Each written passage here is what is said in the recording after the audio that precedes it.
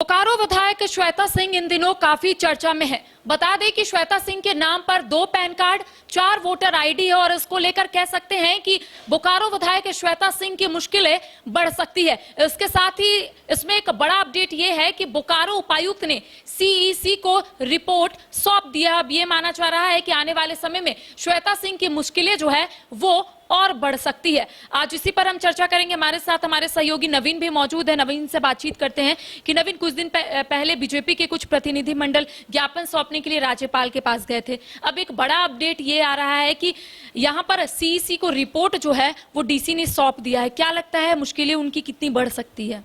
बिल्कुल इसी के साथ शुरू करेंगे। इस पूरे मामले में देखिए सीईसी को रिपोर्ट सौंपी जा चुकी है, डीसी ने ये रिपोर्ट सौंपी है।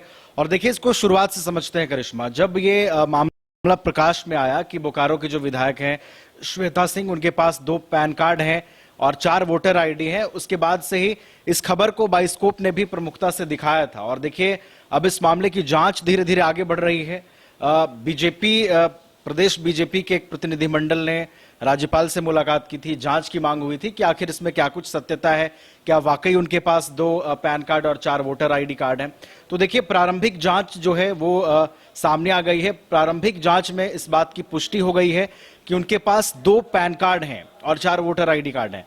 तो अब सवाल यह है करिश्मा कि अगर उनके पास 2 पैन कार्ड हैं तो आखिर क्यों है, किन वजहों से वो 2 पैन कार्ड का इस्तेमाल करती है, किन किन चीजों में ये दोनों पैन कार्ड का इस्तेमाल जो है उनकी ओर से किया जाता है।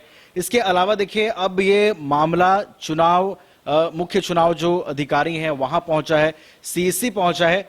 तो देखना होगा कि अब जो बातें हो रही हैं कि श्वेता सिंह की मुश्किलें बढ़ेंगी, तो अगर उनकी मुश्किलें बढ़ती हैं तो कितनी बढ़ती हैं, क्या 2 जो पैन कार्ड रखने का मामला है उसमें कानूनी प्रावधान क्या है, और कानूनी प्रावधान अगर श्वेता सिंह पर फिट बैठते हैं, अगर जांच आगे बढ़ता है, श्वेता सिंह पर जांच का शिकंजा कसता है, तो कितनी मुश्किलें उनके लिए बढ़ेंगी ये आने वाले वक्त में पता चलेगा। लेकिन फिलहाल ये तय है कि प्रारंभिक जांच में स्पष्ट हो गया है कि 2 पैन कार्ड की जो बातें सामने आ रही थी उस पर से पर्दा उठ गया है। श्वेता सिंह के पास 2 पैन कार्ड है और वो किन चीजों के लिए इन दोनों पैन कार्ड का इस्तेमाल करती हैं, अब वो देखिए एक प्रेस वार्ता भी होनी है।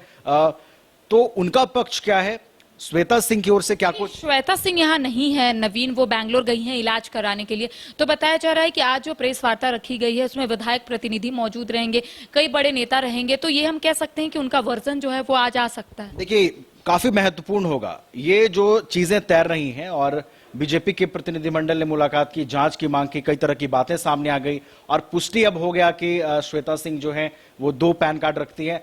तो अब श्वेता सिंह की ओर से क्या पक्ष सामने आता है, क्या बातें कही जाती हैं, उनका प्रतिनिधिमंडल किस तरीके से चीजों को सामने रखता है, उनके जो विधायक प्रतिनिधि हैं या उनके परिजन में से कोई मीडिया के सामने आता है, क्या कुछ सामने रखता है, इस पर हमारी भी नजर बनी रहेगी। और जो भी इस पूरे मामले में अपडेट आता है वो इस केस के लिए काफी अहम है, इस मामले के लिए काफी अहम है।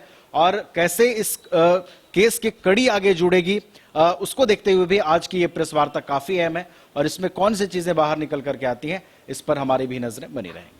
तो देखिए मामला कुछ ऐसा है कि 2 पैन कार्ड का जिक्र जो है वो लगातार सामने आ रहा था कि श्वेता सिंह के नाम पर 2 पैन कार्ड है और दोनों में पिता का नाम अलग अलग है।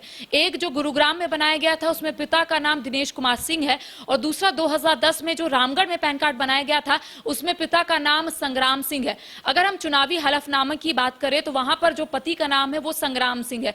तो ऐसे में सवाल कई उठ रहे हैं और इसको लेकर हाल ही के दिनों में आपने देखा होगा कि बीजेपी के कुछ प्रतिनिधिमंडल राज्यपाल के पास ज्ञापन सौंपने के लिए गए थे। उसके बाद हमने कई विधायकों से बातचीत की बीजेपी के, तो उनका कहना है कि चुनावी हलफनामे में अगर किसी के पास सरकारी कुछ बकाया नहीं रहता है तो ऐसे में वो लोग उस कॉलम में नॉट एप्लीकेबल लिखते हैं। लेकिन उन्होंने कहा है कि श्वेता सिंह के नाम पर, यानी कि जहां पर वो रह रही है, जो क्वार्टर में वो रह रही है, वहां पर 2022 से भुगतान नहीं हुआ है, बकाया है, तो आखिर वो कैसे नॉट एप्लीकेबल लिखी है। तो ऐसे में सवाल कई उठ रहे हैं। देखिए आज बताया जा रहा है कि श्वेता सिंह के जो विधायक प्रतिनिधि है या फिर उनके परिजन जो है आज अपना पक्ष जो है वो मीडिया के सामने रखेंगे। ये भी देखने वाली बात होगी क्योंकि मुख्य निर्वाचन आयोग तक जो रिपोर्ट है वो भेज दी गई है डीसी की तरफ से। तो ऐसे में कह सकते हैं कि उनका वर्जन जो है वो काफी महत्वपूर्ण रहने वाला है कि आखिर क्या कुछ चीजें जो है इस प्रेस वार्ता के बाद निकलेगी। तमाम अपडेट हम अपने दर्शकों तक पहुंचाएंगे। फिलहाल हमें दे इजाजत, नमस्कार।